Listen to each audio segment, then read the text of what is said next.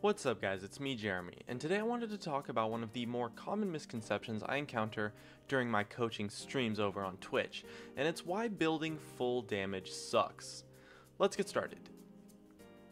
Now, this mostly applies to top laners, junglers, and supports, but even AD carries and mid laners suffer sometimes from building too much damage, or at the very least, lacking utility and defense in their full item build. Anyways, for top laners, junglers, and supports, when you build full damage, you introduce a large amount of unnecessary risk into your team fights.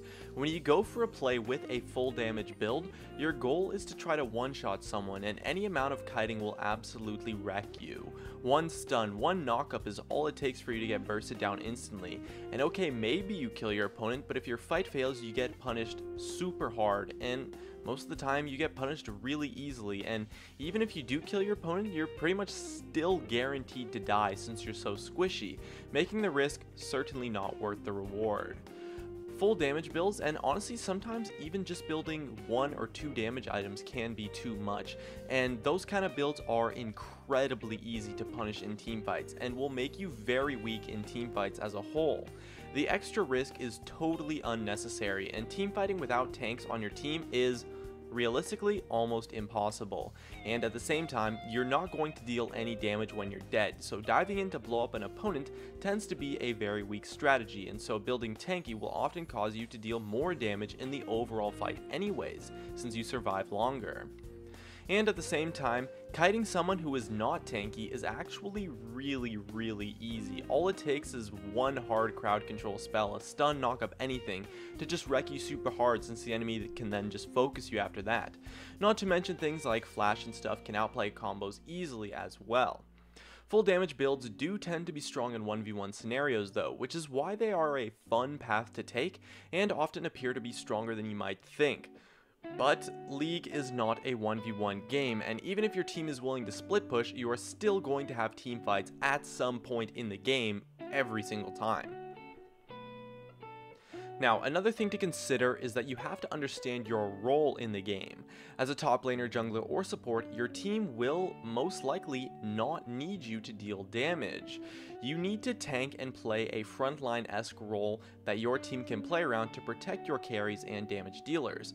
And as a mid laner or AD carry, your team will need you to stay alive, since when you're dead, you won't deal any damage, so sacrificing extra damage items in favor of more utility items is very important. It's why lifesteal is so important as a stat on AD carry, and why Rabadon's tends to be an extremely overrated item on mid laners. Now, sometimes it can be okay to build some extra damage, but it's very important to only build pretty much one damage item, and it's when your team needs your role to step up and deal that extra damage. Maybe your AD carry is super far behind, or your mid laner got camped, or something like that.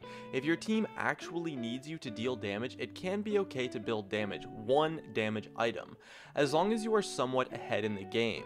I would say about 2-0 or better is enough to start building damage. When you have a lead, a build with a bit more damage can actually help you snowball quite a bit, and the lack of tankiness won't be as punishable due to your lead.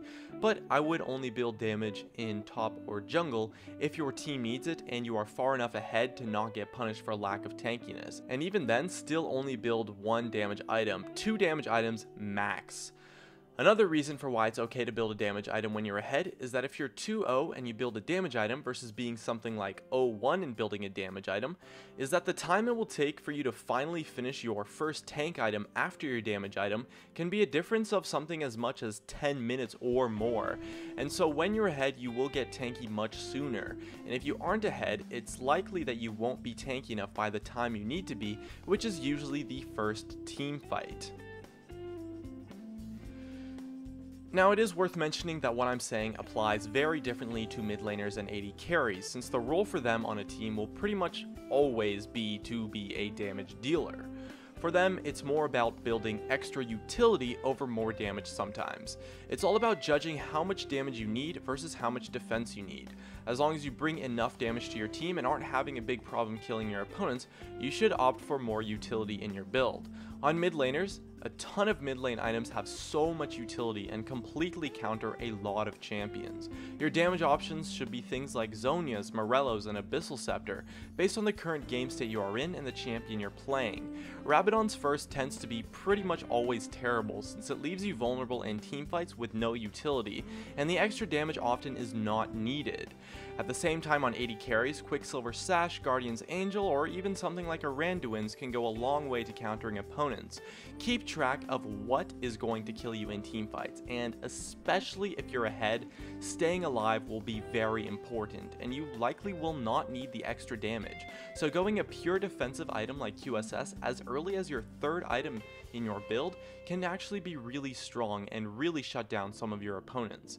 Just keep track of what the opponent's threats are and how you can counter them with your item build, and what you need to bring to your team, as quite often what you need to bring will not be more damage, but rather more survivability, so that you can live longer in fights to be able to output more damage as a whole. Hey guys, it's me, Jeremy. Thanks for watching my video. If you enjoyed it, definitely make sure to hit that like button so I can tell, as well as you can check me out on Facebook and Twitter at Gaming Curios. And check me out on Twitch too, I do weekly streams. And if you really enjoyed the video, make sure to subscribe, as well as you can check out some of my other content up above. Anyways, that's going to be it. Thank you so much for watching, and of course, I'll see you guys next time.